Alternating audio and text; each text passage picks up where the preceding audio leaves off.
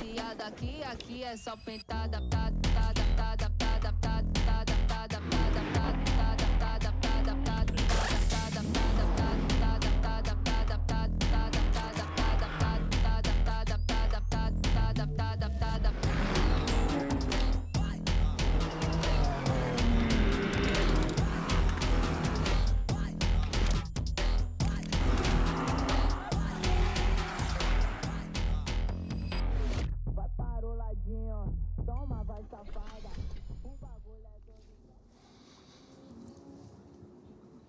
Good morning, everyone. Welcome along to the Nürburgring Sunday Race 2 of Prototype Cup Europe. It's the second weekend of action for our LMP3 competitors, a midway point in the season. Race 1 yesterday, Saturday, wonderful. Today, less wonderful when it comes to the weather. 17 degrees air temperature, potential for rain, although it is definitely dry right now. That's a graphic that says I'm not quite sure, isn't it? 80% humidity, maybe rain, maybe sun, definitely cloud. Lots going on. Let's go down to our reporter for this particular race, and we say good morning to Sarah Esser. Good morning and welcome down to the grid for the Prototype Cup Europe Race 2. Well, Danny Sufi and Valentino Catalino yesterday took a win. They're sitting here on the front row, but in second. So first, let's go and have a quick chat to our pole sitter from Muka Motorsport. Good morning. Little bit chillier this morning. How's that going to affect going into turn one? I said a little bit chillier this morning. How's it going to affect going into turn one? Yeah, I think that's no issue. I think everything is fine. We are very prepared. We analyzed yesterday everything, and yeah, I think it doesn't affect me. Tell me more about what you analyzed from yesterday. It wasn't exactly the result you were chasing. Yeah, we analyzed like the start procedure, everything, our race pace, and our goal is now we start from P1. We try to finish on podium, of course. Well, good luck out there. Thank you so much. Let's go over and have a chat to Valentino, who is sitting in the car ready to go for another win. Valentino, great result yesterday. Are you coming into today with a lot of confidence? Of course. The car is really good. I hope it will be good today as well. The team is doing a really good job. Starting from P2, yeah, trying to do a good start, good turn one. It's a bit difficult now because it's quite cold. So, yeah, the race is long. I try to do my stint and get the pace up, and then we will see.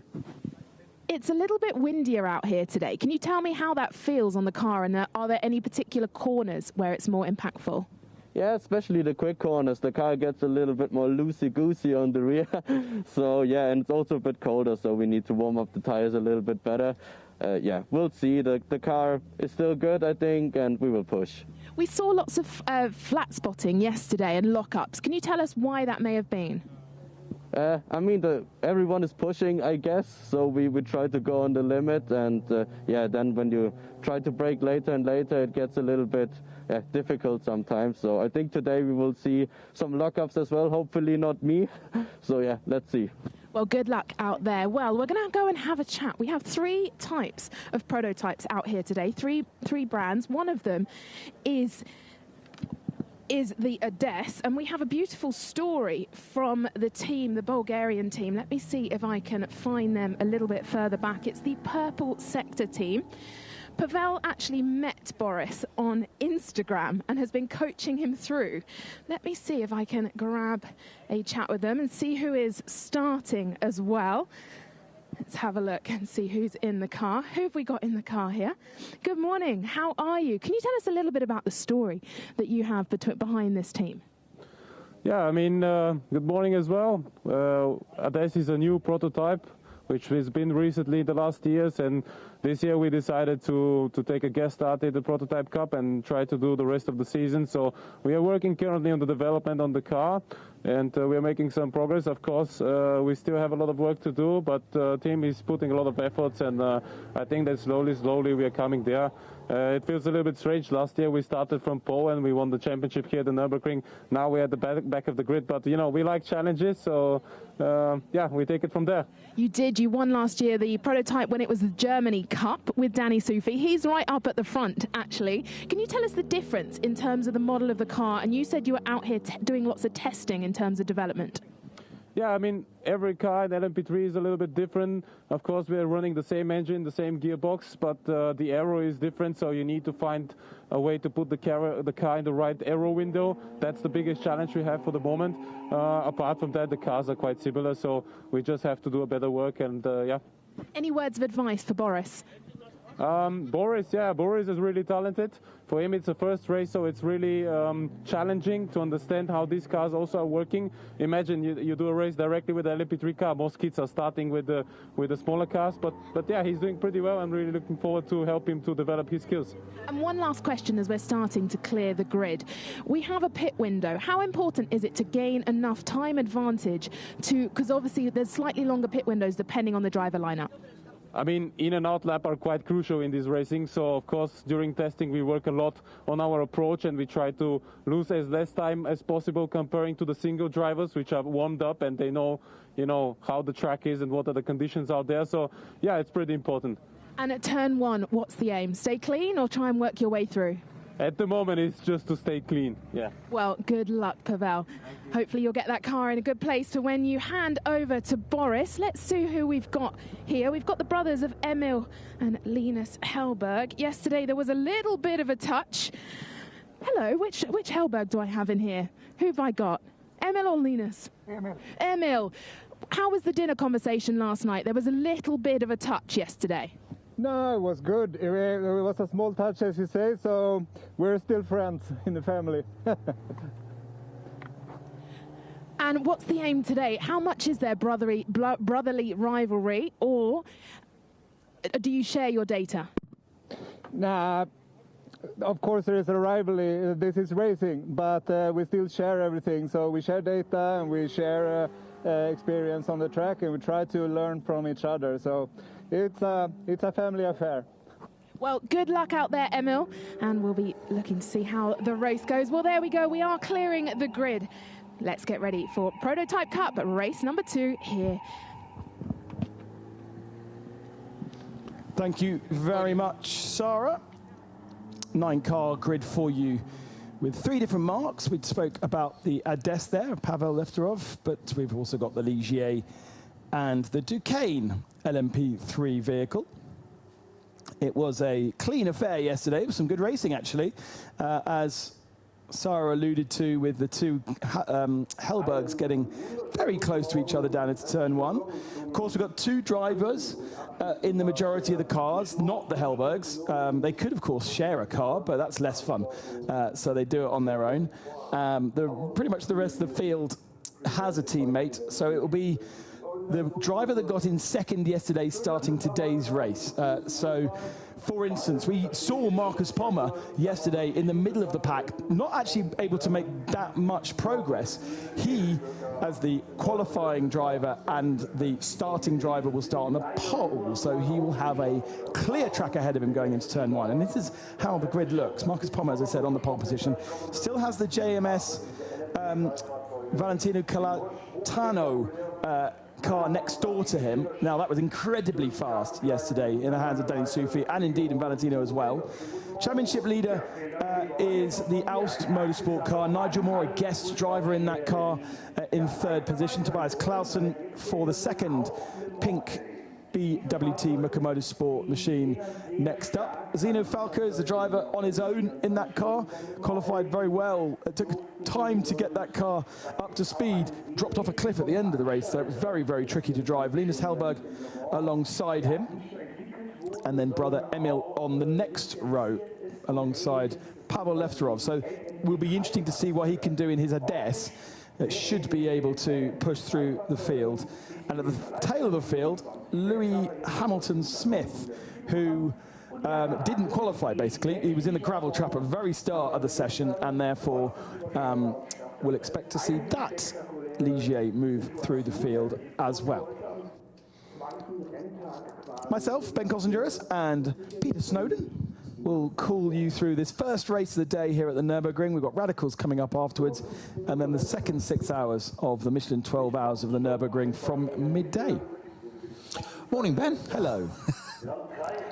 I'm enjoying this swimming pool theme we've got in the commentary box there, where the air conditioning unit has a water tank that's left to one side, and that's been kicked over or knocked over or fallen over or whatever overnight, and we now have we're paddling, so I'm going to get my socks and shoes off. Is that all right? If you hear any noises in the background, it's just me paddling. I mean, it would be all right if it was as beautiful as it was yesterday, but unfortunately the weather is, well, it's 5 degrees cooler than it was yesterday, and yesterday when we went racing it was quite cool. So another challenge for these competitors. Remember how many lookups we saw on those first 2 laps, Snowy? Particularly from this category, Radicals as well, but particularly these stiff LMP3 cars. The drivers really struggled to get the tyres up to temperature, and it's going to be even harder in this race with 5 degrees less again. Is it only 5 degrees? It feels 5 more. degrees less than it was yesterday. Yes, I'm saying, but is it only 5 degrees? No. It feels more. It's not 5 degrees. It's 5 degrees less than yesterday. Yesterday was 22, today it's 17. That's 5. Yes, and that's my point. Is today only 5 degrees less than yesterday? It feels more, was my point. As in, you're absolutely right. It is 5. It feels like 10. It's going to be a long day. we may have exhausted our word count already for not at all, yesterday. not at all. I'm going to plug a new battery pack into myself. Yes, it is quite a big difference in terms of temperature, and that will take effect, particularly, you know, there we go, look, straight away Marcus gets down to the bottom end of the track and instantly locks a wheel, which is obviously not ideal. So I think they're going to really struggle, and that makes me a little bit concerned about turn 1. We saw a horrible accident, and again another puff of smoke from Marcus Pommer. We saw a big issue at turn number 1 for the Radicals, 5 cars out. Is there anything these guys can do to sort of minimize that risk that we are seeing them locking up at the start of this formation lap, Snowy? Just be careful. I mean, it sounds so easy. Drivers get into a zone and a style of driving their car when they know it, and you can see more smoke coming up there from I think our leading car there, Marcus Pommer. Yeah, you just have to be even more careful and just think about it even harder. Don't lock up early, brake earlier, don't take many risks. But of course, that's not in the DNA of a racing driver. They want to go flat out all the time, and it's a nature of it. Of course, it's competitive, so getting your headset ready for the race. Nigel Moore, I think, is somebody we're going to watch on this. I think he'll do a little bit better this. I would put him in as a possibility to win this outright. It was a very strong second yesterday. So formation 2x2 heading up towards the final chicane. We've got the left-right 4th gear version of the chicane this weekend, which is my preference. It does also mean these LMP3 cars are not rattling over mammoth sausages. There is still a sausage on the left-hand side curb, but the right-hand side is nice and flat. And we are about to go racing. All 9 cars heading around the final turn here at the Nürburgring to get round 4 and the midpoint of the championship of Prototype Cup Europe underway. It's quite an early light and an early signal for the cars, so they accelerate straight out that final turn. And lots of squabbling going on as Nigel Moore in that white machine trying to find a way past Marcus Pommer. Pommer locks up and touches Valentino. We've got 2 cars around, we've got 2 more cars held up, and that's exactly what I meant about those cold tyres. You could see that Marcus was struggling. Oh, don't go in the gravel trap. Zeno Falca getting out of the gravel trap, thankfully, but that's massively shuffled the pack. And let's put Nigel Moore into the lead as well. He dived down the right-hand side. Door open for exactly. Nigel. Nigel leads then. Second position, Marcus Pommer has just about survived that. How has he managed to do that? But again, as we were saying, be careful on that first lap because lockups were inevitable, even on the warm-up lap. But look at Nigel Moore now. He's still weaving to get heat into those sidewalls of the tyres, and that's the key bit. Not so much the tread, it's the sidewalls. You need to get those pliable so they're working. So if you do go over curbs, you don't damage the tyre. Another little lock-up from one of the Hellbergs going into the Dunlop curve at the bottom end of the circuit. Of course, once this race settles down, we will have another look at that incident, but I think Marcus Pommer is going to be given a penalty for that. You know, not necessarily his fault, but unfortunately he did cause an incident and it has shuffled the pack. But Lino Falca at the tail of the field, trying to work out the other car that was facing the wrong direction. Well, there were 4 facing the wrong direction, weren't they? So, but I think the key difference between that and the Radical incident yesterday was that the Radical incident was happening right and centre of the track. That was completely centre and almost towards the left, which allowed the door open for Nigel Moore. He saw it anyway and nipped down the inside. And he must have just thought it was the parting of the waters, because he sat there and everybody else was having not only opened the door for me, but they're having an incident and getting on with it. In third position, Lewis Hamilton-Smith. Where did he start? Last. Not bad for a first lap then. 9th up to 3rd position. Thankfully, because I think that's mainly because everybody else moved out the way. We'll have a chance to see exactly what happened at the start once more. But it could probably be 2nd, because I think Marcus Pommer will get a little penalty for this. Here we go again. Snowy, talk us through what happens. Watch out for that pink car in the middle of shot. Well, it's Falca down the right-hand side. Nigel Moore's tucked in. He can't get any more to the right. He sees the gap there, nips into the pit lane, comes back left, can't quite do it. It all starts to kick off in the middle, and it's the lock-up there from the pole sitter there, and just gets away with it. But it's just 2 cars behind that, exactly, that comes through. And the last place man just has the door completely opened up for him. Yeah, it's just in the middle pass. I think Falca was tagged there, wasn't he?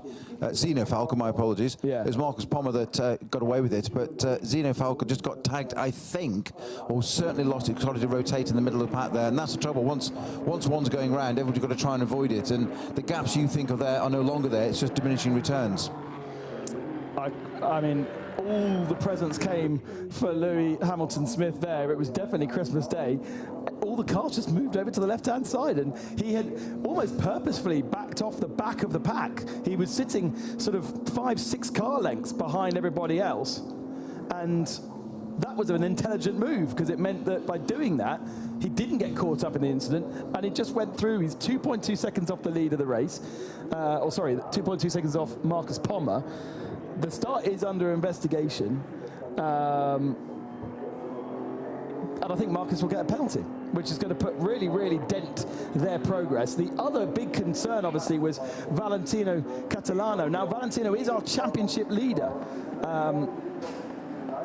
Sorry, he's not our championship leader. He is 2nd, but he was a winner from yesterday. He had a different teammate in the first weekend in Mugello, but yesterday took a commanding victory with Danny Soufi. Soufi was not with us in the first weekend, and it's this car that took victory in race 1 with Maxime Dirix. And now Maxime had a different teammate as well. Or no, he didn't have a teammate. He was on his own. So sharing the car with Nigel Moore for this one.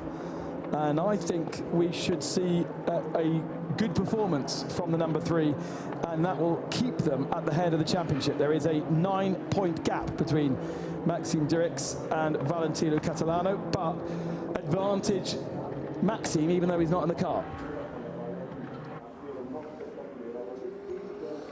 So Marcus Pommer, I think he'd be surprised to be in 2nd place with Nigel Moore nipping through the inside, but he was avoiding it, that incident in the middle of the track. And that's said that the 3rd place man, Lewis Hamilton-Smith, absolutely right at the back of the grid there. Just wait and see what happens. It doesn't always play out that way, but see what happens.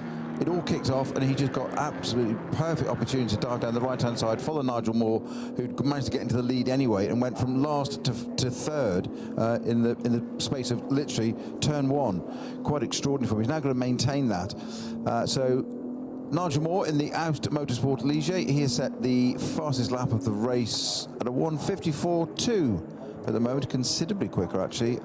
Nobody else in 54s. Most of them in 55s at the moment. So Nigel Moore setting the pace.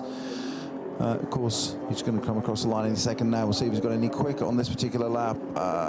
Not quite, no. Almost identical actually, in fact only a 1,000th slower. So setting a nice steady pace there at the front, pulling out a 4.8 second lead already.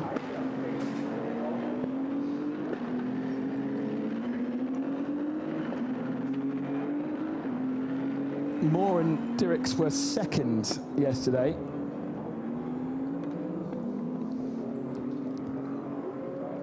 And of course, first weekend for Nigel Moore. We spoke quite a lot about him in the first race and in qualifying. Sometime racer at Le Mans. Probably looking down this list, maybe the only driver in this list to have raced at Le Mans. Don't know if Marcus Palmer probably hasn't, has he? Marcus very much. I don't think so. A professional LMP driver, that's for sure. And here is Emil Hellberg with Catalano on the back of him. This is for fourth position right now, and Catalano looks to the inside. Hellberg is wise to that one and allows him through. Hellberg was on the podium, Emil was on the podium at Mugello in the second race. He finished in second position. And don't forget that when we get to the pit window, some have longer pit stops than others. Sarah alluded to it on the grid. And so what we do know is the Hellbergs have the sort of fastest pit stop, let's say, from a regulation point of view. Just ignore the sidebar at the moment. The graphic for the Hellbergs is not, for some bizarre reason, registering them.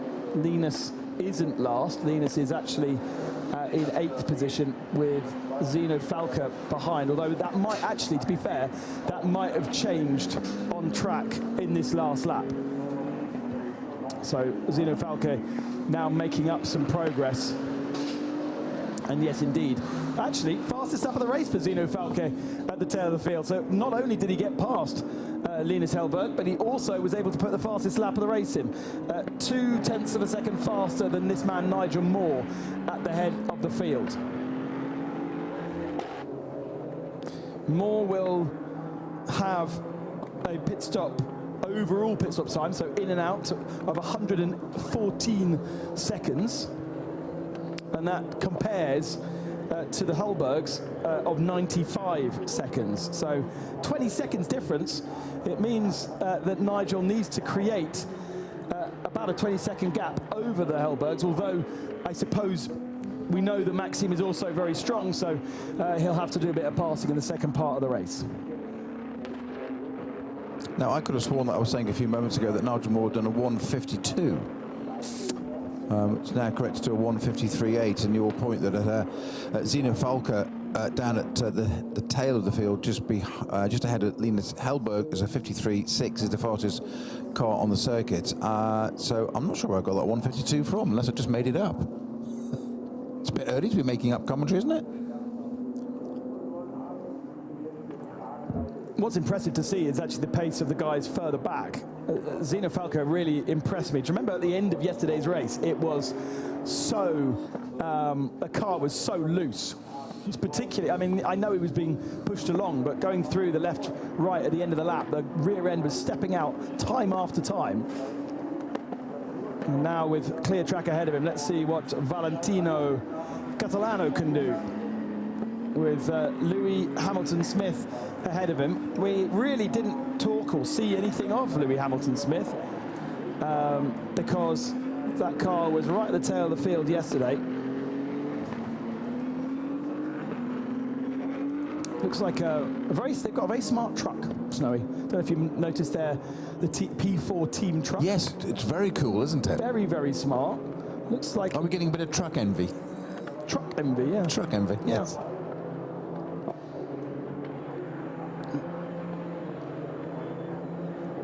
And runs Hamilton-Smith Technologies from Warwick. But the truck, I would say that the truck looks brand new, and then you've got the little awning, and it feels very, suddenly it feels very sort of family affair when you look at the awning beside it. But it's impressive to see, actually. I really like the Prototype Cup paddock because it isn't showy. There isn't big trucks and big awnings and lots of mechanics knocking about. Pretty much everyone's in an easy up, keeping the costs down and focusing on what's important, which is racing on track. Yes, I don't know what the running costs of one of these are. We can go and do a little bit of chatting in the paddock and find out. But I think the basic price of one of these is around about 300,000 euros. To keep it down to, I think it's about 220 for the car and approximately 80 for the engine, roughly as a split. I think that's how it works. So, 300,000 euros is it's a pocket full of change. But compared to some other cars to go racing, and the lap times and pace you'll get out of that for the money is really pretty impressive. I mean, if you're looking at GT3 cars are, almost double that now. Some of them not, if not more. So tremendous value for money with a little LMP3 prototype car, and a lot of fun. But as you say, if you're new to it and take up racing and want to race in this prototype cup, Europe, you're going to have something like a driver coach, because they are so very, very different. So you want some of those professional drivers that comes, there's obviously a cost implication to do that, but the benefits of it are just so worthwhile, of having somebody coach you to get to understand how the car works in different conditions. And if you can run to the extent of having a coach on site all the time, they will talk you through it in conditions and what's happening in that race, and they'll be talking to you in the car. So it's very much an immersive thing. It isn't just drive faster or brake later or press the pedal harder. There's a lot more to it. Tons of data which the drivers will go through, and coaches, and they'll analyse stuff and set reference laps and that kind of stuff. And it's a whole industry in its own right, driver coaching. Do you know one? I know lots of people that do it. Yeah.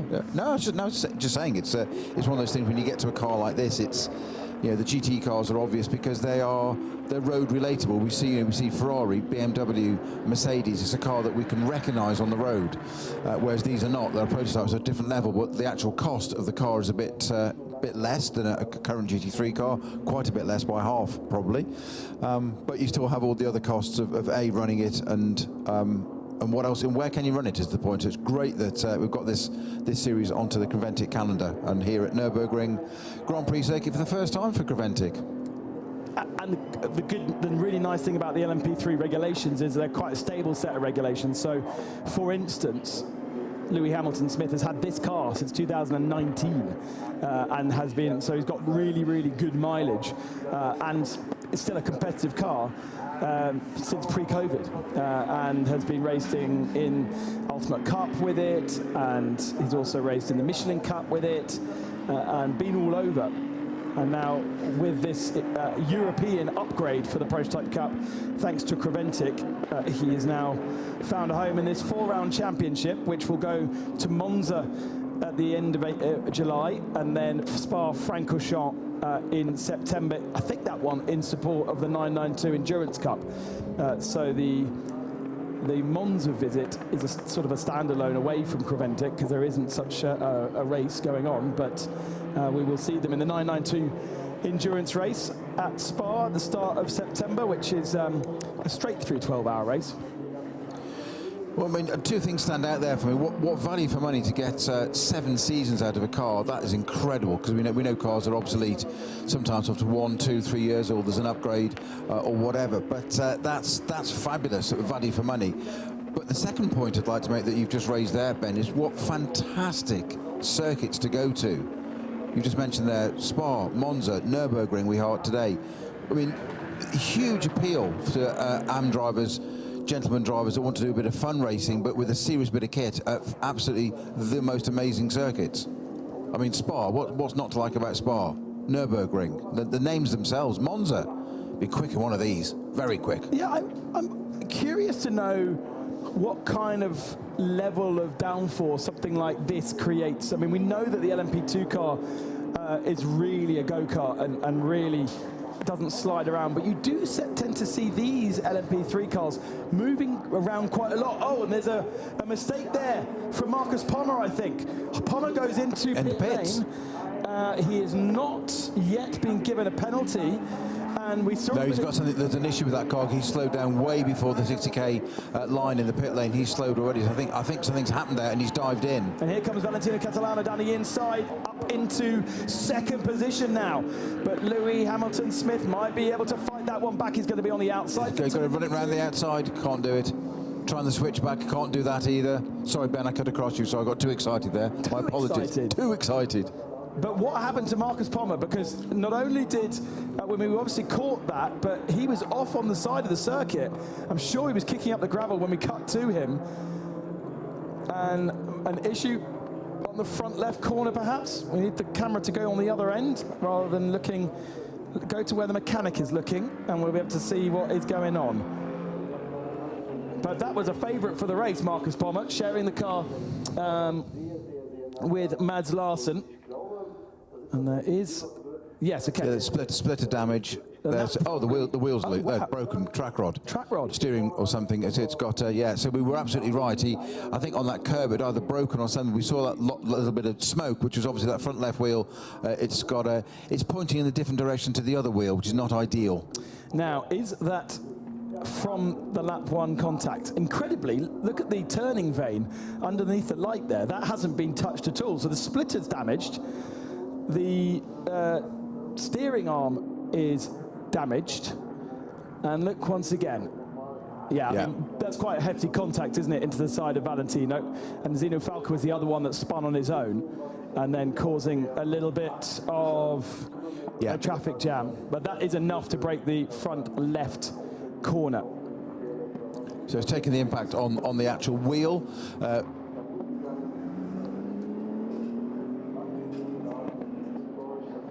Was Marcus. Let's go down to Sarah then. Marcus, what happened there? He is with... So sorry, I didn't understand. What happened there? What's happened on the front left? Yeah, I had a little contact on the start with Valentino. So then my steering wheel was already like to the left side, and then out of the nowhere something cracked in the front. I couldn't steer anymore and went into the pit. So something is broken.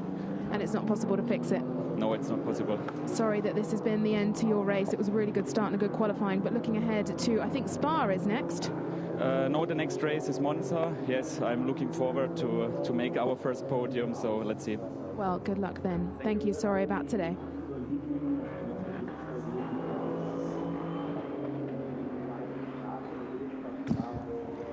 Well, he avoids a penalty because he's not going to need one now that he's out the race.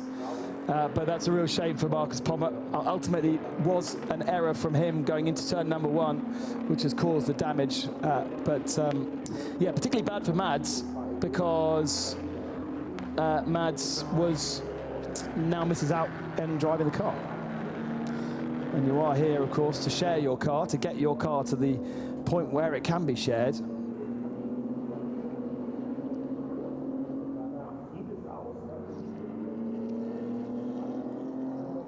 So Nigel Moore leads by 12.2 seconds. And then Louis Hamilton-Smith, 1.5. And has lost that position now to Valentino, all in the same breath. It was all happening, wasn't it? And let's see what Valentino can do now he doesn't have traffic. Boom, purple, 1:53.0 for the Dutchman, the German, sorry. I keep saying Dutchman. Deutschland keeps coming half out my mouth and then getting it wrong. So that is 0.7 of a second faster than Nigel Moore. But at the moment, the Hellberg, particularly Emil Hellberg, is in the pound seats. If he can keep the gap to Nigel Moore within 25 seconds, then once we cycle through the pit stops, that will put them to the head of the field. Then, of course, he'll have to carry, he will have to hold on to that. But Emil definitely having a better race than Linus right now, who is down in 8th spot. I think there must be an issue with the transponder of Nigel Moore's car, because he keeps disappearing. I was just thinking that, because one screen it doesn't show it, and one screen it does. So I was thinking, hang on, what's happened to, I was about to say to you, what's happened to Nigel Moore? Well, nothing's happened to Nigel Moore. He's actually continuing serenely at the front with an 11.498 second gap to Valentino Catalano. However, our screen told us that he wasn't. So incident, race director note, incident between 18 BWT Muka Motorsport and car 11 investigated after the race, so that won't have any effect on it during the race, but just for our information.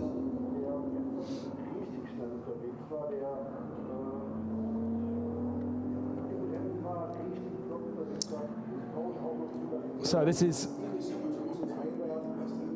Hellberg from Clausen, and then Valke for 4th position. Nice and close to each other. And only 2.5 seconds behind Lewis Hamilton-Smith. Now, are they closing in on him? Yes, they are. A 55.2 the last lap, so that's 1 second lost to this 3-car battle, which is going to become a 4-car battle. Although pit window opened at 32 minutes, didn't it, in the last race? So I think we get the pit window next lap by for those that want it, and we will. We are going to have I don't know actually how many people will come into the pits and change over with a second driver, because, well, Valentino Calatano may, because Danny Soufli has shown to be the stronger driver. That's why. That's what matters.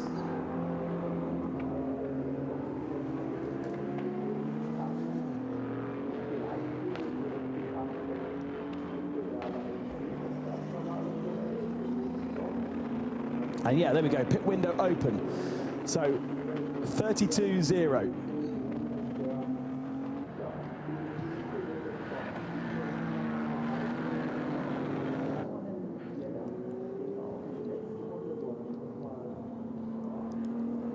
Laps completed. We're at 32 minutes, just coming up to in a matter of seconds. It's a 55-minute race today. Nigel Moore it is that is leading by 10.3 seconds now. From he's in the Aust Motorsport Ligier. Yesterday we had a mixture. We had a sort of a brace of each. So it was Ligier, Ducan, Ligier, Ducan. Today we have 1, 2, 3, 4 top 4 spots occupied by the Ligier chassis. And Pavel Leterov in the purple sector, Ades, yesterday was running right at the back. He is in 7th now, so up 2 places. So just to confirm our top ones, it is Nigel Moore in the Aust Motorsport Ligier leading by, I've just crossed the line now, 10.8, 16.5 seconds. Now that's because Valentino Catalina has taken to the pit. I wonder why there was such a big jump there of 6 seconds in 1 lap. And that's what I suggested was going to happen. Get Danny Soufli in the car as soon as possible. Danny was very, very strong yesterday. We didn't see him in the first round, but this car took victory. What was it, 25 seconds, Snowy? 27 seconds? And so Valentino will get out. Good, strong first stint. They will be looking at the rear end of that car as well. Remember, it did get contact, so is it okay? Is there any damage? Is there anything they can do whilst they're in this pit lane?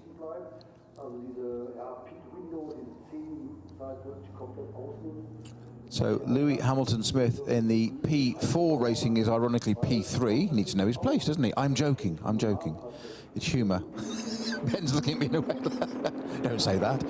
But he will potentially take over P2 position in a minute because of Valentino Catalina in the pits, unless, of course, Lewis Hamilton-Smith decides to pit on this lap. The other pitter, of course, is Marcus Pommer, who is out of the race. We know with that broken front left steering after the contact at the very first corner. So he's technically our first retiree. Zino Falke on the tail of Emil Hellberg here. Had a look down the inside, wasn't really a place to overtake, but certainly in a few turns time it may well be. Now, Snowy, we talked about this yesterday. If you're stuffed up under the rear wing of somebody, do not if you're stuffed up behind, do the different thing to the car ahead of you. And that's exactly what Emil has done there. He dives into the pit, so he gets himself out under the rear wing of Lewis Hamilton-Smith. And then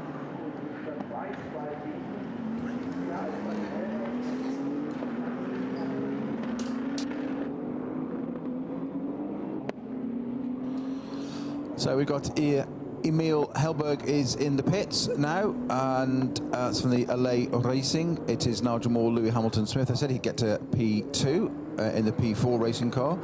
Zino Falke is now back up to 3rd position.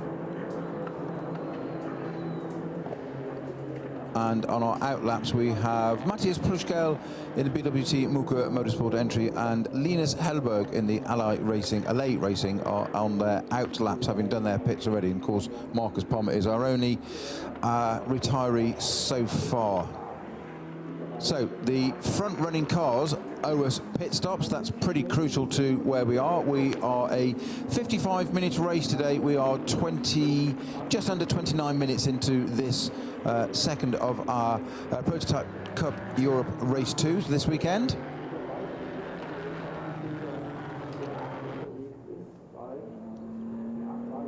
So Matthias Pluschkel now in the number 8 machine, taking over from Tobias Klassen.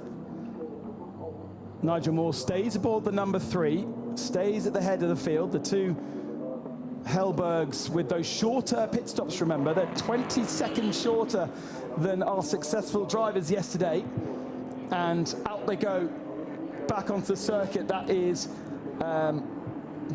was, which Hellberg was that? My timing screen says both of them are on track. That's very confusing. That was Emil Hellberg heading out onto circuit. Yeah, outlap, yes, into P5. So we still haven't got Linus into the pits. And here is Linus under the rear wing of Matthias Pluschkel. Zeno Falca now pits. So the front runners, Nigel Moore and Louis Hamilton-Smith, owe us pit stops. That will change the order very shortly, but quite an extraordinary lead now by Nigel Moore, 21.9, call it 22-second lead over Louis Hamilton-Smith, fellow Brit. I did say on the warm-up lap that Nigel Moore, he's been sort of parachuted in to do this race this weekend, and I thought he'd do a great job. He was second yesterday, and he will now, I did say it was a possibility for a contender for being a winner of this race, not wanting to jinx it and do the curse of the commentator, but so far, Nigel Moore, my prediction is absolutely right for Nigel Moore. Shall I stop there? I would agree. He has a good advantage, though. Louis Hamilton-Smith has Andrew Ferguson alongside him, so sharing that car, which means because he's sharing a car, with a bronze, he has another pit stop window difference. And here is Zeno Falca having his pit stop done. We've still owed pit stops. Who we still owe pit stops by? Well, Nigel Moore for sure, Louis Hamilton-Smith. The purple sector team, Ades team up to 3rd position.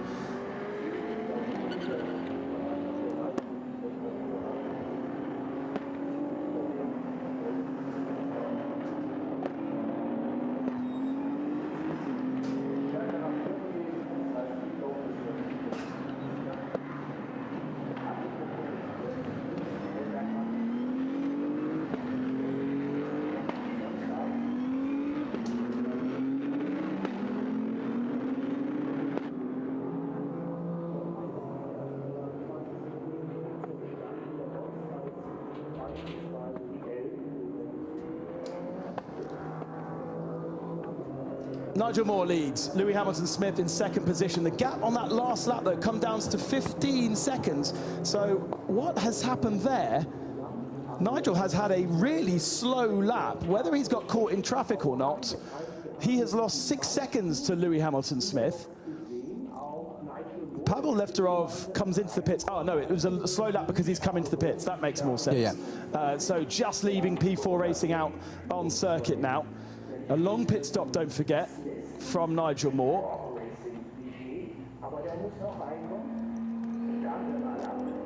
And in theory, this should promote Emil Hellberg into the lead. Let's see what happens once those 4 cars ahead of them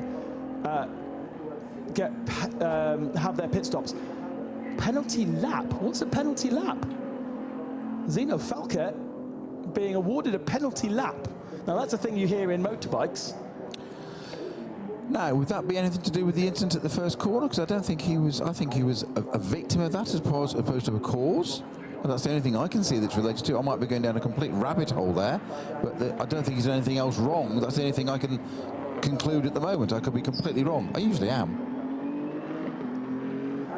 I know, but drive-through penalty, 10 seconds added to the end of the race. Those are the penalties that we know and love in car racing. not penalty lap. So let's see what happens. And also, there was no explanation as to why he'd had a penalty lap. Just says on our timing screen, penalty lap. So coming to the end of the pit window, just a minute and a half remaining of this pit window. Lewis Hamilton-Smith is in pits. Maxime directs back out onto circuit. Looks like they came out ahead of Emil Hellberg. So we're watching Emil Hellberg there. And I think we still have the number 3, Nigel Moore, doing enough to hold on to second position.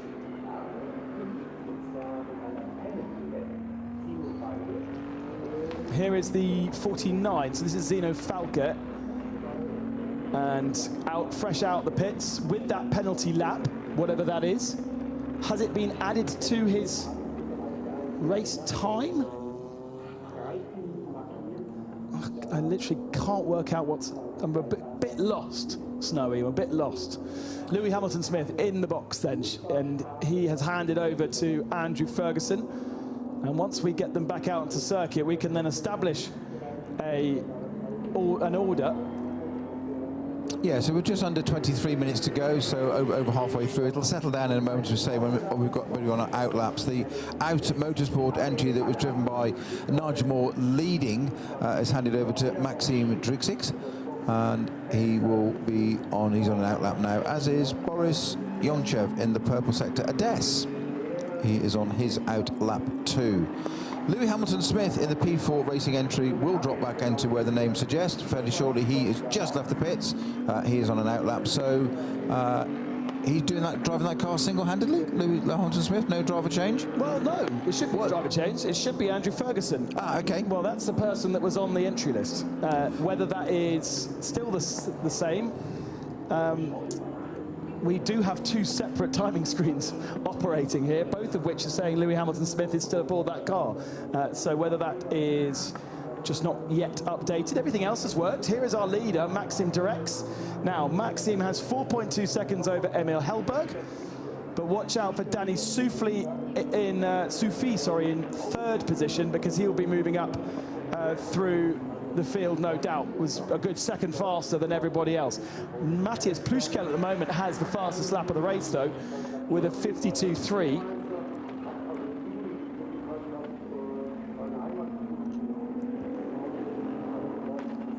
And once again goes purple in the first and second sectors.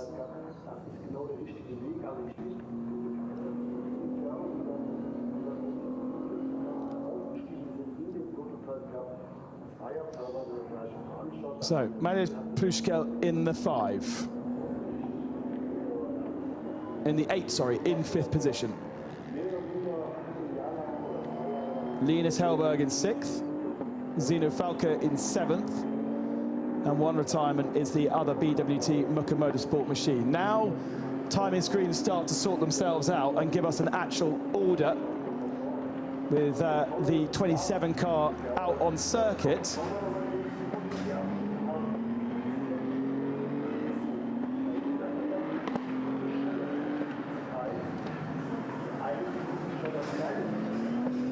So Danny Soufi currently at P3, sitting behind Emil Hellberg and Maxime Drixix in our reverse order there. Lewis Hamilton-Smith, I said he'd come back in P4, he's actually come back out in P5. Everybody has owed us, nobody owes us a pit stop now, everybody's done their pit stops, so the race will settle down now. So we'll wait until everybody's through on this lap, and we should all have a little bit of a better order there. Just under 20 minutes of this 55-minute Prototype Cup Europe Race 2 event to go. Only one retiree so far, which sadly was Marcus Palmas, was a front runner at the point. Needle at that point, right, second place. Massive lockup, sorry, Snowy. Yeah, was that from the LA racing car? No, it was from Linus Hellberg, who just got too hot into that right-hander. Huge lockup, lots of smoke, and then here comes Zeno Falke looking down the inside of what we think is Andrew Ferguson in that blue and white machine. The timing screen still says it's Lewis Hamilton-Smith, so could well be that they have decided not to run Andrew today after yesterday. But a nice little battle here for 5th position, as I'm guessing Andrew trying to get himself up to speed. And Hellberg, maybe on the attack, ended up running wide.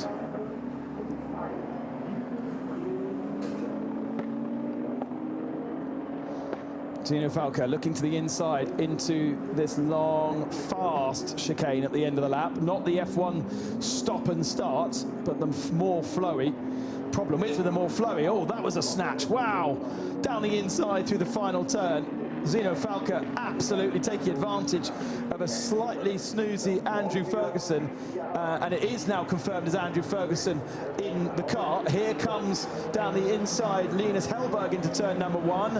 Andrew Ferguson sort of trying to fight it, but not much worth doing. And Linus Hellberg gets through. So that is Zino Falco to 5th, Linus Hellberg to 6th, and Ferguson down to 7th. Let's go down to Sarah, who is in the pits and cleaning up some of our stories. There's another massive lock-up from Hellberg.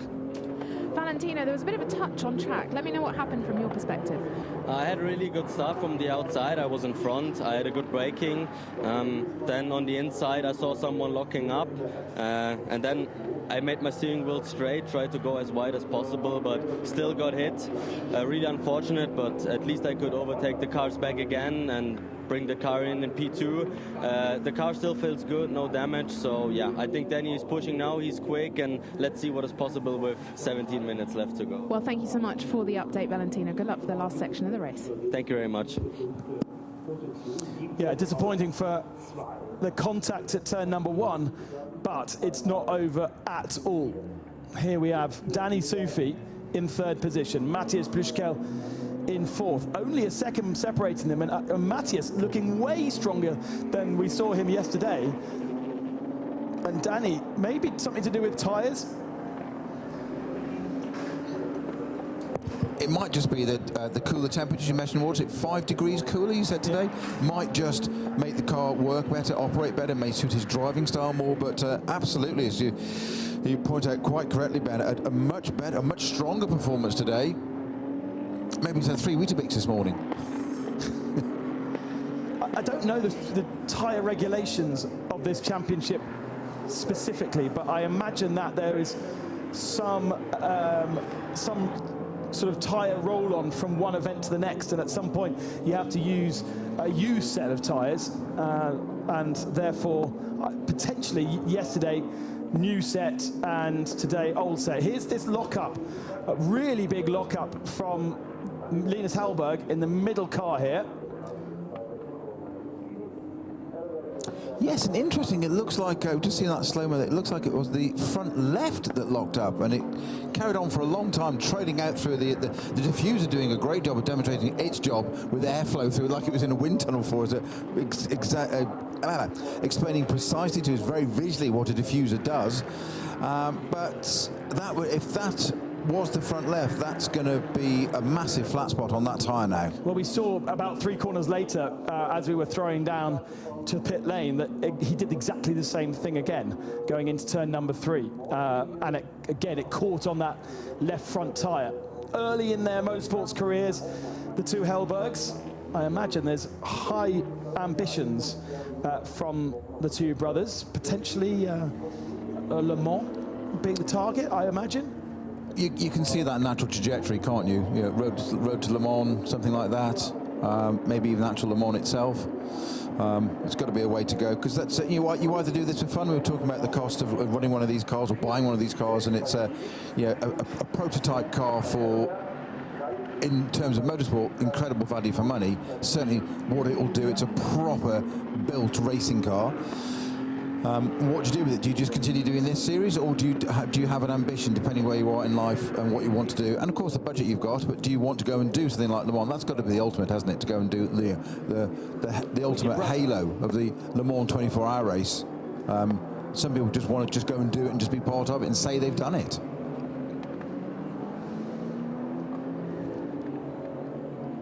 Yeah, and you make that journey, you tick the box, and that is that. The Hellbergs, as I mentioned yesterday, on an online winter clothing store called Ride Store. You probably could see it on the car. And this is looking, gosh, this is looking a lot better. I hadn't noticed this, Snowy. A lot better from Emil Hellberg. Gap is just 1.3 seconds at the head of the field. Last lap, he took 0.4 of a second out of him. And we might see Emil take a victory here. As I say, he was on the podium in Mugello. It didn't look very particularly strong for them in the previous race, but in this one, Emil is right up there. And Matthias Puschka also just 0.6 of a second behind Danny Sufi for third place to try and get himself into a podium position. That battle is happening literally right in front of us. It's going to come up into our commentary position very, very shortly. They're coming through the last chicane now, and they're not, in turn, they're not that far behind the two leaders. So this, it could end up with 13 minutes to go coming up on the clock right now. We could end up with a four-way battle here. Could be quite interesting. Yeah, so 54.0 from Maxime, 54.3 from Emil, so relatively slow in comparison to Danny and Matthias, 52.9 and 53.0. So as you say, Concertina once again. These prototype cup races do seem to produce the grandstand finishes, don't we? We saw the same thing yesterday. We saw the same thing in Radicals also. It is funny how it evolves, isn't it? It's in a good way. It's interesting. Sorry, probably a better word than funny, but it's interesting how it evolves. We have that little incident at the front that chuck up the order, much like the Radical thing yesterday, the Radical incident, and all of a sudden you've got a change of the order, and then the race, you get to pit stop, and we're sitting there going, we're confused. Is this? Is that? What? And it all settles down. Then all of a sudden, it's kind of almost like a race of two halves after the pit stop. It's suddenly getting very, very interesting, and not just a battle for first and second, or for fourth. Oh, little lock up there for the number 8 once again, which is Matis Prushkul in the BWT Muka pink entry. Just again a little lockup. I've noticed these LMP3 cars do have lockups quite right now. Matt is using every bit of track he possibly can there. Totally within track limits regulations. That's not a problem at all. I'm not suggesting that, but using every possible millimetre of track that he can, taking much wider lines than Danny Sufi in front in the GMS entry. Danny seems like it's on rails, but is Mattis closing? It was 0.6 last time, it's 0.7, so it's thereabouts. It's only a tenth. He hasn't made any inroads to it. They're going to come across the line. They're coming through the final corner now, turn 17, onto our pit straight, and come down under the BMW M-Power bridge in a minute, and we will see what the gap is. It was 0.7 last time. It is now 0.6 again, once again a little bit closer. So, but of course the problem with these is, Ben, you get into a car in front, they're so aerodynamically dependent, these cars. You sit right behind the car in front and you're actually in what they call dirty air, i.e. it's the airflow coming off that car in front isn't clean. So car going through the air in a wind tunnel on its own, it's clean air, and so you're now picking up disturbed air already, so it's not, the efficiency is definitely reduced. And I wonder how much that exists here in LMP3. Obviously, the pinnacle of aerodynamic motorsport is Formula One. We know that it happens a lot there. As you filter down, touring cars, for instance, are just sort of squares pushing their way through the air. Less aerodynamic effect on the car behind. That's why touring car racing is so tight. Obviously, these cars look like they've got lots going on, but I wonder how much they generate versus the different levels up, your hypercar, your LMP2, and then your LMP3. There's a decent diffuser on these things. That's probably the main effect, right? Exactly. I think they're pretty aerodynamically dependent, these cars, any kind of prototype, whether it be LMP3, 2, or a hypercar. We were talking about diffusers and splitters, just for those that are maybe new to this or not watched LMP3 type stuff before. You have the big black carbon splitter at the front. It's called a splitter because it splits the air under the car, there's tunnels underneath the car, so it physically splits the air to where the air dynamicist wants that air going underneath the car, which pulls the car down to give it suction, literally sucks it onto the track, but that then disturbs the car when it comes out at the back, so it has basically, because of cathedrals open up at the back, what we call a diffuser, and that splits it and diffuses the air out at the back. Otherwise it unbalances the car, so the front would have loads of grip and the back wouldn't, so it's got to defuse the work it does at the front. So it's much like an aeroplane wing where it takes off, it works in a certain way, and then you want flaps to slow it down, etc. It's all a black art. So I think almost a change there for third position. That was Danny Soufi having a little look down the inside of Emile Allais at the first corner. First time we've seen a little bit of a threat. He needs to crack on with that if he's going to get that position from him. It is coming. Emil Hellberg. It looks that way, doesn't it? Holding on at the moment. The problem is he was doing quite a good job of attacking for the lead, but now he's got somebody in his mirrors. He is going to be more and more distracted with what's happening behind, and you can see that gap's gone from 1.2 out to 2 seconds because he's gone, right, oh, I don't want to lose another position, so I'm going to have to start working on it. The problem for him, and if I'm the team, I'd be saying, don't be too concerned by the cars behind. It's sort of in another world. So you get into a different stage of the race now, mentality-wise, as a driver. You are in second place, which you want to maintain. You can't really do a great deal about the lead. In this case, it's Maxim Drixik just in front by just over 2 seconds. I'm talking here about the second place man, Emil Hellberg. He then has Danny Soufi and Matthias Pluschkel right behind him, and it's 0.5 and 0.8 of a second, so he'll be very conscious of them in the mirror. It looks closer visually, and you will see that on in the mirrors if you're obviously looking as much as you can, and that's what I mean by looking in your mirrors, is you're focusing on the car in front. At the moment, Emil Hellberg won't be focusing on the car in front that much because it's 2 seconds up the road. You'll see it, it's a visual, but his job now with 7.5 minutes to go as he come through turn 17, the final turn on the corner onto the pit straight, is to maintain this position and not throw it away. And that's psychologically, it's quite a thing to do because you're working hard. You know full well there's not one but 2 cars behind. And once again there, Danny Soufi having a little look down the inside just to get into the mirrors of Emil Hellberg's Allais Racing Ligier right in front of him, just to say, I'm here.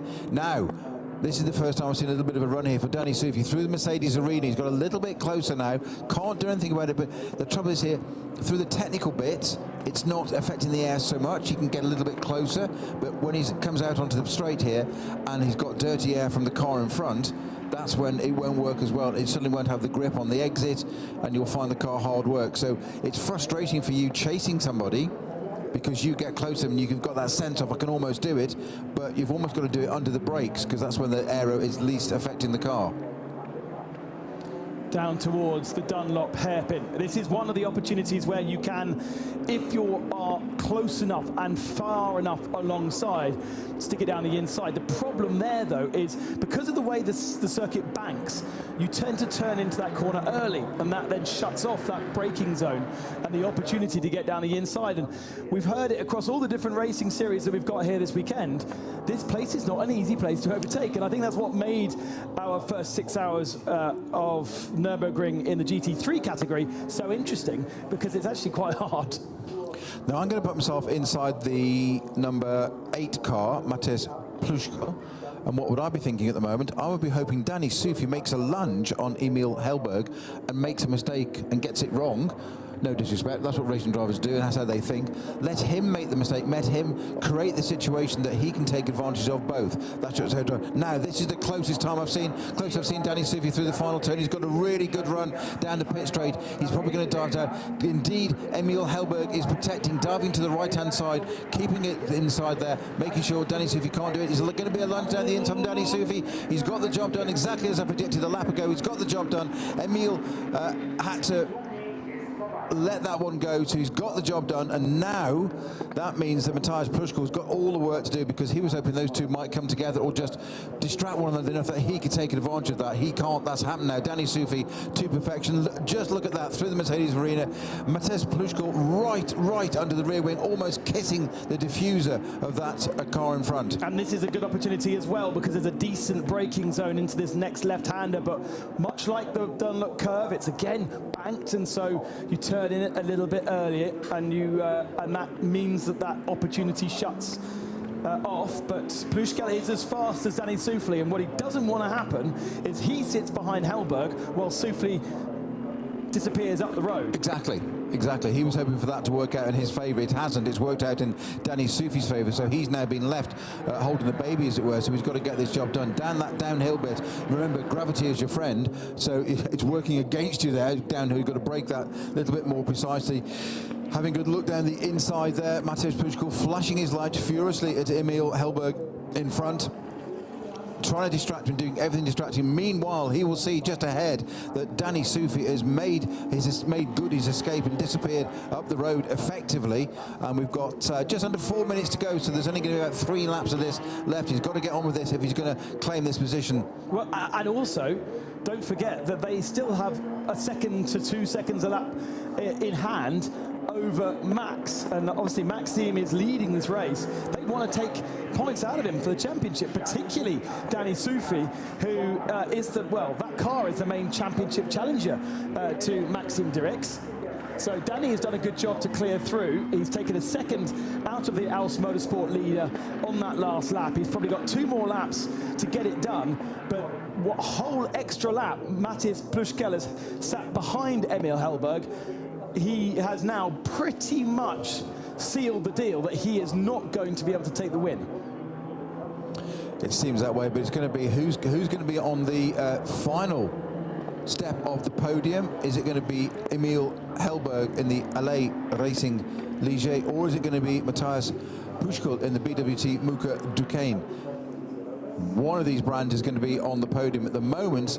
Oh, a little bit of a twitch there for our 4th place man, Mateusz Puchkal there. Just a little loss of the front end there. He's trying really, really hard. I wonder if the tyres have gone on that, because the attack he had on Emil Hellberg in front seems to have just petered off a bit this lap. Or, alternatively, Ben, is he holding back, consolidating a bit, letting the car come back to him and having another go at it in a minute? In the meantime, though, what does matter is that Danny Soufli disappeared and made strong that P2 position.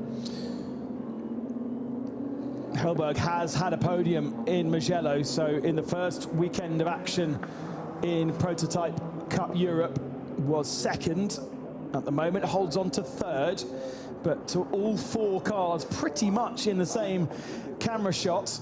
There is, 4 seconds separating 1st to 4th, and when Maxime Direks comes over the line, there'll be 1 more lap to go. I think Maxime may have put a slight push on this last lap. It may well be a faster lap time than he was able to do 1 lap ago, and indeed he finds half a second. Danny Soufli is only able to take 0.2 of a second out. Emil Hellberg, fastest lap of his race. I'm always amazed when a driver can do that on a set of tyres that has done 50 minutes. It proves that there was pace in the car. And Hellberg now really digging deep to find something to hold on to 3rd. And look, yes, there has been a mistake from Puchkal because he's dropped back off the 3rd. What happened here, Snowy? Well, just a little bit of a twitch through the penultimate corner. Just a little loss of the back end and the correction, which then made him run wide over the curb on the exit, and that's just cost him that gap to Emil Hellberg, which has also cost him any opportunity on this lap to do anything. He's got 1 more racing lap. We've got 50 seconds to go. They are going to. They're not. This is the last lap, is it not? Is this the last lap? This will be the last lap. Yeah, it should be. Yeah. They came over the line with about 1 minute. Well, actually, it was very close, I think. Yeah, there we go. The graphic changes to last lap. Yeah. So it was very close, though. I think the timing was only a couple of seconds in it. But I think that Maxime Direks and Nigel Moore, particularly Nigel, creating that mammoth gap in the first stint. Was it 23 seconds we saw? I think that was good enough for Max to hold on for a victory. It's not over yet, though. There's a possibility that Danny Soufli might just have a bit of a lunge out. He's got a little bit of space to catch. It was 1.5 seconds across the line, but it's less than that now visually. But you never know. Oh, Snowy, there's no braking zone able to really dive down the. No, it depends how good the tyres are on the Alps Motorsport car, though. That's into the final corner, though, Ben. Danny flashing helplessly to try and distract Maxime Direks, but it's not possible, and Direks takes his 2nd victory of the year. a win in Mugello, a win here at the Nürburgring. He's never been off the podium. And a massive thanks to Nigel Moore in stint number 1, who did such a great job. It will hold on to the championship lead when they go to Monza at the end of this month. Second position, though, for Valentino Calatano and Danny Soufli. Even though Valentino was facing the wrong direction at turn number 1. And then in third position it is Emil Hellberg. What another great result from the Swedish driver. I think that was a perfectly measured drive by Maxime Drixix. That 1.5 second gap reduced by half of that to the line, but I think that he just knew exactly what he got there. I think you were absolutely right, Ben. That just enough in his tyres just to get the job done at the end there and take his second win, and more importantly, maintain the championship lead, as you've pointed out. So absolutely brilliant there. Aus Motorsport, GMS team and LA Racing, first, second and third, driven by Maxime Drixig. Danny Soufi and Emil Hellberg under huge pressure from Matthias Pluschkel in the BWT Muka entry that almost got itself onto the podium. What a great race, Ben. Once again, it was a little bit confusing at the beginning. It was a little bit slow to build, but by the end, they all come together, and real entertainment from our prototype Cup cars. There is the 48 machine of Emil Hellberg, who will be on the podium for the LA Racing team. All Ligier podium this time. The Duquesnes of Muka Motorsport missing out. What could have been for Pommer and Mads Larsen. And here are the results then of the 8 finishers of race number 2. Aus Motorsport with Maxime Drix and Nigel Moore taking victory by 0.7 of a second over GMS, with LA Racing of Emil Hellberg holding on ahead of Matthias Pluschkel by the end, sharing that car with Tobias Clausen. Zeno Falke recovering after a spin at lap 1 up to 5th. He must have had a fun day, with Linus Hellberg in 6th. Andrew Ferguson and Louis Hamilton-Smith in the end fading down to 7th, but it would have been encouraging from Louis to be running at the sharp end in the first part of that race. Boris Yonshev bringing his Ades to 8th spot. There's an interesting celebration from Maxime Drix. Any ideas? Answers on a postcard. Interesting celebration. What was that all about? It's Fernando Alonso's celebration. Someone commented on my Instagram, "What's your favorite celebration?" And I said that one, so I had to do it. Well, a wonderful chance to be able to do it here again. That is 2 top steps of the podium. Strategy worked out well for you today. Yeah, really happy. The team did a great job. Nigel did an amazing job at the start, and I just had to bring it home, honestly, so I'm really happy. Well, congratulations. Enjoy the celebrations. We'll see you on the podium any moment now. Let's see if we can grab a quick word with Danny Soufi. Danny, it looked like you were going to take a lunge there. How realistic do you think it might have been for the overtake? On the last lap, I would have called that ambitious. Yeah, I just wasn't close enough. Needed a couple more laps. Yeah, struggled a bit with performance with the colder temperatures, I think. But yeah, I mean, it was a good race. Unfortunate at the start for Valentino to get tagged like that. Set us back quite a bit. But, you know, he pushed, worked his way through, made my job a little bit easier, and then I did my best to, you know, try and close the gap to P1, and yeah, just a couple laps short. Well, a top step and a second step for the weekend. That's a good achievement for the team. Yeah, I'll take it. No, they did a great job. I'm super thankful for the opportunity to be here this weekend, and hopefully see you guys at Monza. Well, I'll see you up on the podium first to celebrate, and then we'll see you in Monza. Thank you so much, Danny. Let's see if we can find Emil, or has he run up? We're going to have to run up to the podium, so we will see you up there shortly. Oh, I have got Emil. If you're still with me.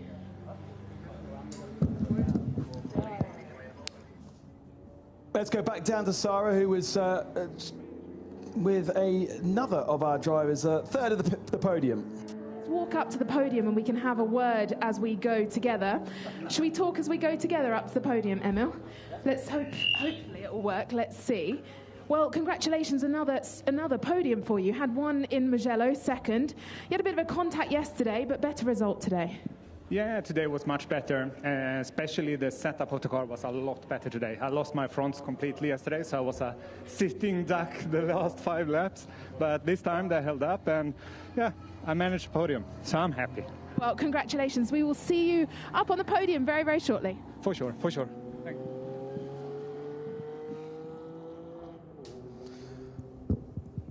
A little look at the back end of the paddock area here at the Nürburgring as Emil Hellberg heads up to the podium. And he'll be very, very happy to have a podium. Let's now have a look at what happened in this second Prototype Cup race. Highly entertaining affair. 9 cars taking the start with Matthias Pommer in the pink BWT Mucker Motorsport machine, all struggling with temperatures for their tyres into the formation lap and into turn 1, and almost all cars getting caught up in a melee that allowed Matthias Pommer to continue to be in second position as battles raged all round the track. Lewis Hamilton-Smith mainly up to third. Matthias Pommer then breaking his left front steering and retiring out of the race, leaving Nigel Moore unchallenged at the head of the field. Lewis Hamilton-Smith, though, trying to hold on to third spot. Challenges from Linus Hellberg, from Natis Pushkel, and eventually having to give up to Danny Sufi, who chased down Maxim Directs, but it wasn't enough. The podium is ready, so let's get back to Sarah. Welcome down to the podium for the Prototype Cup Europe Race 2 here at the Nürburgring. Well, please put your hands together for your podium. In third place was Emil Hellberg from Alley Racing. Emil, please make your way to the podium. And in second, Danny Sufi and Valentino Catalano from GMS. And on the top step here today is Maxime Dirks and Nigel Moore from Aust Motorsport. And for our junior winner out here today, another round of applause for Maxime Dirks. And our trophy winner, Emil Hellberg. And our team winner, Aust Motorsport, and represented by Tim Kalkoven. Now time for the anthem of the winning team, the German national anthem.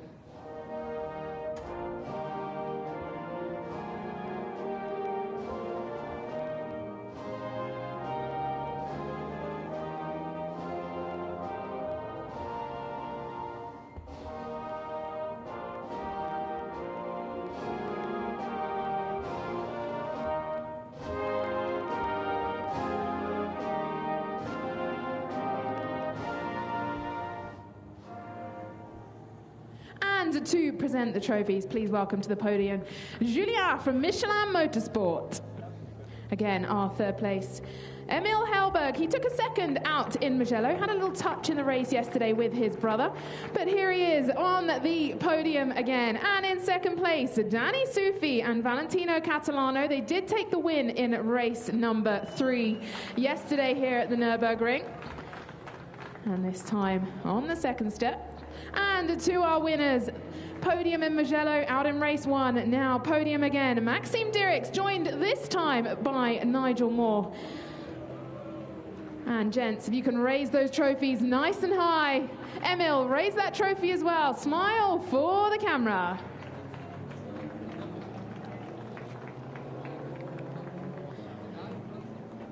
Well, let's make some noise one more time. Crack open those bottles. Time to celebrate with the champagne.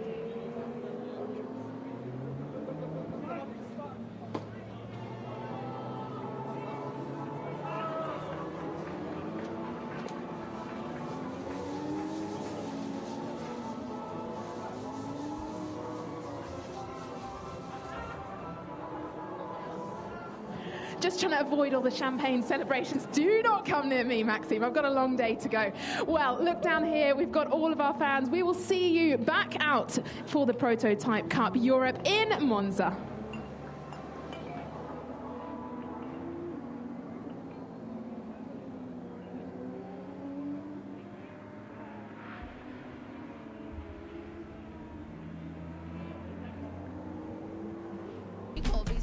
aqui é só pentada, tá.